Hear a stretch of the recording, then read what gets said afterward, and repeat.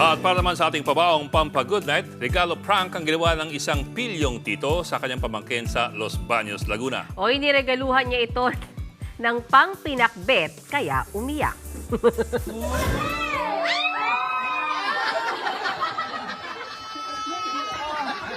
Alamang!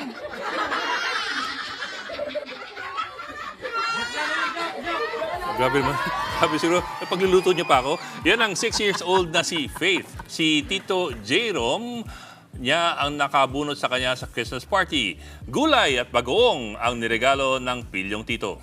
Disappointed tuloy si Faith, pero may naghihintay palang sorpresa sa bata dahil mermaid doll ang totoong regalo para sa kanya. Bumawi. Ending, tumahan naman si Faith at nag-thank you sa kanyang tito.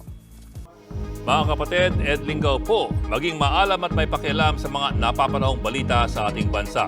Para sa mas malalimang pagtalakay at paghimay sa mga issue at headlines, tumutok lamang at pag-subscribe sa social media pages ng News 5.